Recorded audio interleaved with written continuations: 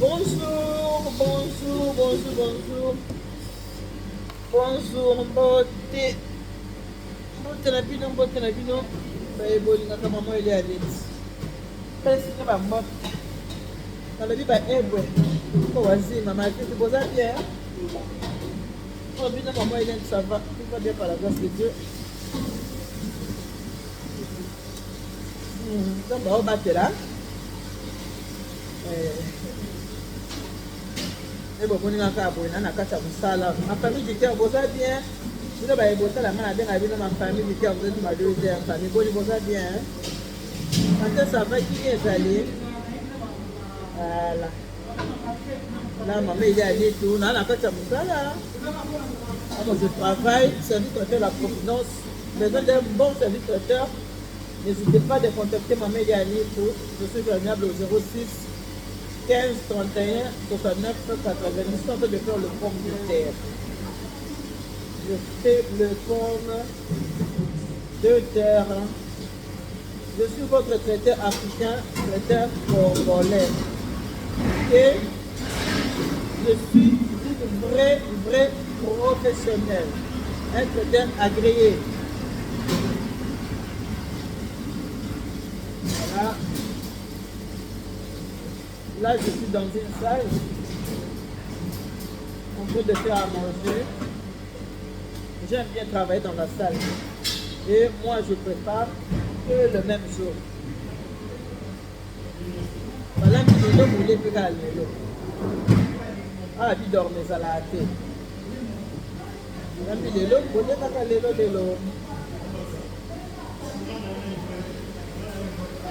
Voilà. Je suis en train de faire le pomme de terre. Je vais vous présenter à l'extérieur. On est en train de faire le babou. Tout ça, les pommes de terre.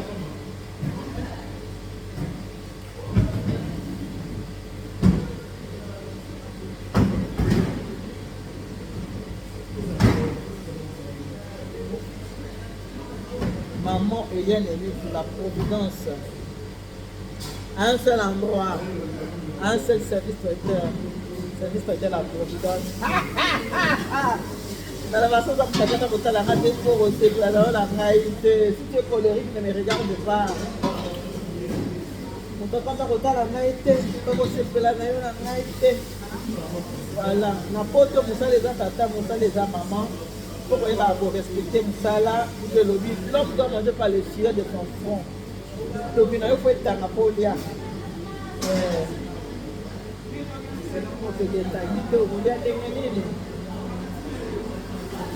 Là, en plein Moussala, vous voyez?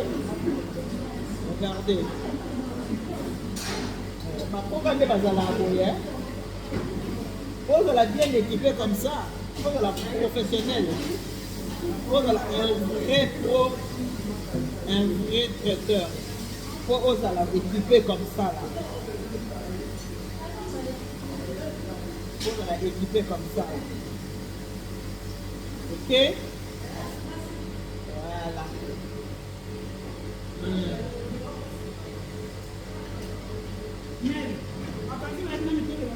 La cuisine, c'est ma passion. La cuisine, je suis une femme très serviable, très gentille.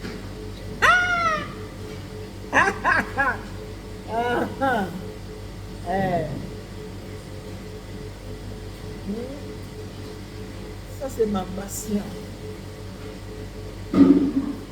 Toujours à l'heure, j'en ai en retard. Toujours à l'heure. Contactez maman Eliani au 06 15 31 69 90. La Providence à Longanzala. Je suis en train de faire une pomme de terre. Là, je vais vous montrer à l'extérieur. On est en train de faire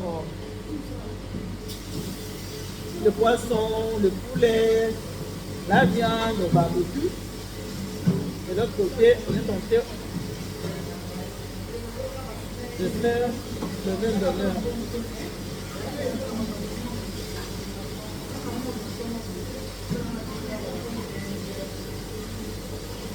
Là. Moi, j'allais te faire cacher.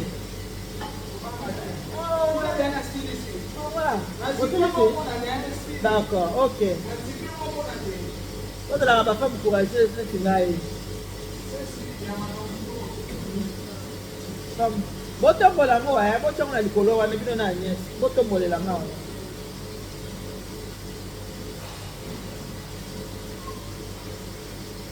yewe nanga to mama yewe to mama nani we jabo senga na tikinano atombola yawe tija kolela na tikinano atombola yawe mama botombolela nga botombola go s'il te plaît botombola likolo wana Agnès, botombola na nani? Yako ede na botombola botombola likolo wana. Botombola likolo wana. Lera na tombola Yesu we. Bebe na. Ya wala na tombola. Ya ko moni ma ozela yo. Na yo na ozela yo. Yo na ozela yo. Botombola likolo wana, Sija kolela na tikinano natombola yawe sija kosena na tikinano natombola kolo lelo likambo na RDC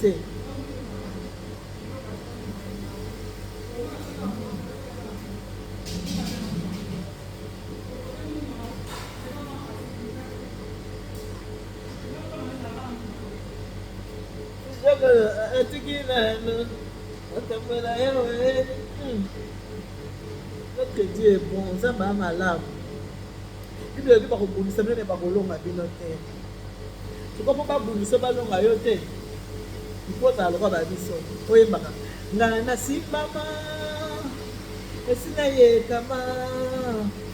Na komba bomoy. Como na Yesu na nga. Obeleyo kolo, obeleyo Yesu, obeleyo kolo, obeleyo Yesu. Mama, Yesu mbale ko. Mama ya ba mona, mama Yesu.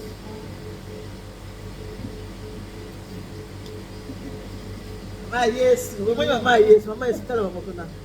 Mama Yesu, comment est ma Marie et pour monter à ma lame, le quoi Mama Yesu. Eh ben comment elle a attaqué? Oh Mama Marie pour monter ma lame, n'a pas bien avec Mama Yesu. Maman t'es, moi les Mama Marie, Mama Yesu. Moi c'est monter ma lame moko Mama Marie. N'a pas bien avec Mama Yesu. La providence est salie 15 ans. Mama Marie n'a sali naïe 11 ans. Comme na mutute mama la providence the number one mama pepe kama la moto te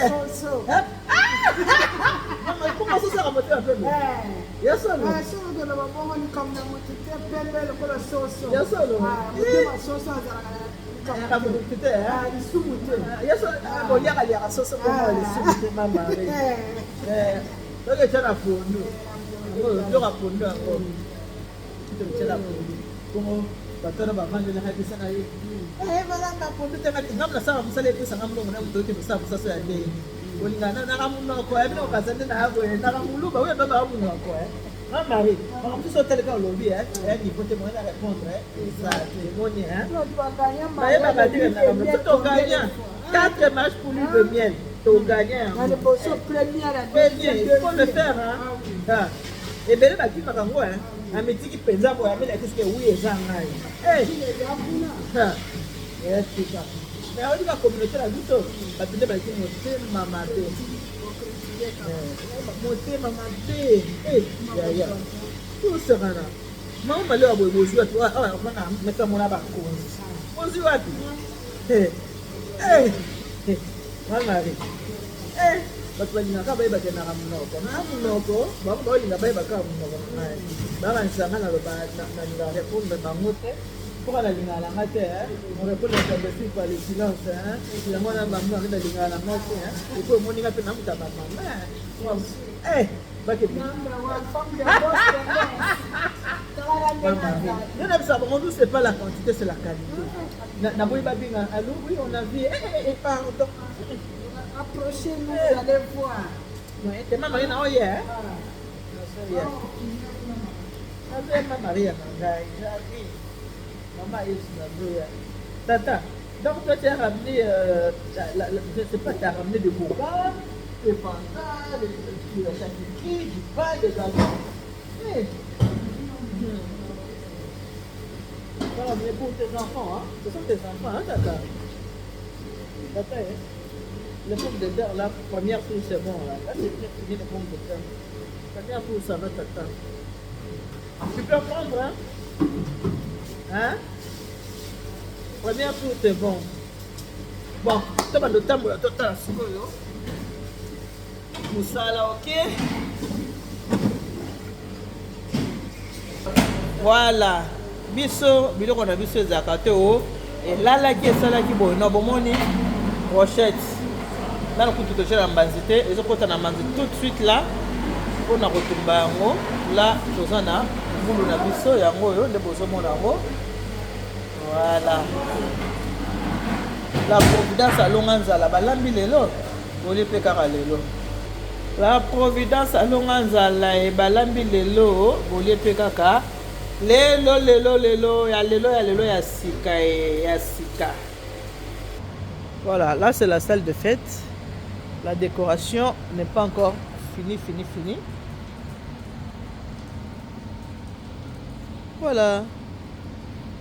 Maman, il y a un tout service traiteur la Providence. Faites-moi confiance et vous ne serez jamais dessus, même si je ne peux pas vous satisfaire à 100%, mais à 98%, vous allez être satisfait. Salle de fête, la Verrière.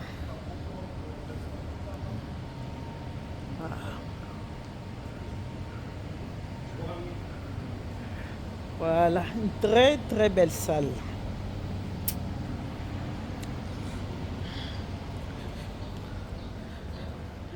Voilà, la bénédiction sera ici, mais il est tôt, hein? Il est quelle heure? Il est 14h, les mariés ne sont pas encore là. La salle, elle est déjà préparée. Oui, bonjour. Voilà, là c'est les préparatifs de vin d'honneur. Ok. Chris. Et voilà, maintenant je vais aller vous présenter la bouffe. Biloko ya kotumba. Ok.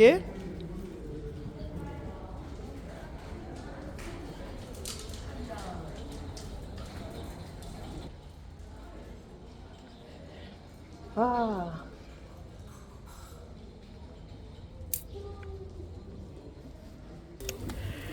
Et voilà. Et voilà. Balambi lelo boleka lelo bozo mona milinga.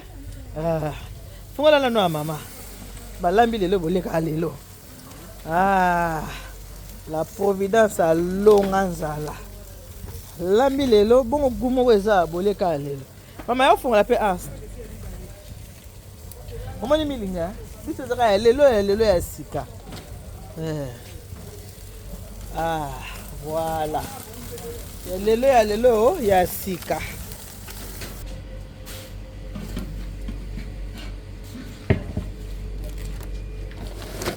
Lelo ya sika. Et wuti na moto, ikoti na salle mbala moko. Eliami. Voilà. La providence a longa nzala. Ya lelo ya sika. Balambi lelo, bolepe kaka lelo. Ah. Lelo kaka. La providence a longa nzala. Et puis cela la raté, hein. Lelo kaka. Balambi lelo, bolepe kaka lelo. Mamwe. Wambibi. Après nous t'a kwetu mbama nyane ntutu baluba. Kaje ni bwali budi bwenze kato. Hein? Bukale ngambo tutete. Budi bwenze ka bona kokuto. Ka bo wa chinga ni mwabana wani. Titu china chinganye. Titu china to. Ka. Tatu mu kwanta mbolu la mu kwasa tente. Titu china chinganye.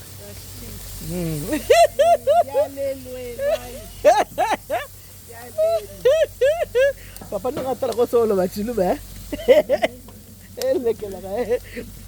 Ma vero solo bachilu. Tulamba ni lelo babi jana lelo. Ka to ni be mu congélateur to. Bena lukino, bena moyi mubi. Biga lapo batuni yangle etumal. Ba lukino ba moyi mubi. Bienza no lelo.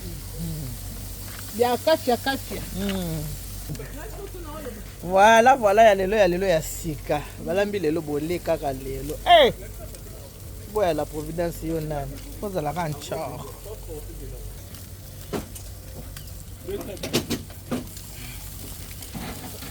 Voilà, tabana biso yango.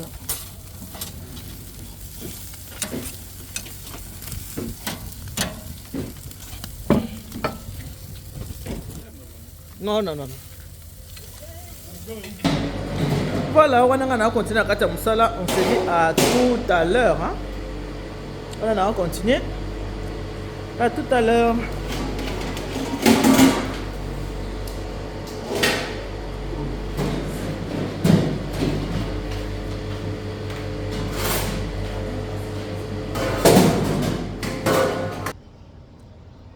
Voilà, donc on se dit à tout à l'heure. Continuez à le salaire. Tout le monde tout à l'heure, ok? Ok la famille. Les futurs clients, n'hésitez pas à contacter maman Elianit au 06 15 31 69 90. Votre salle est là. Voilà.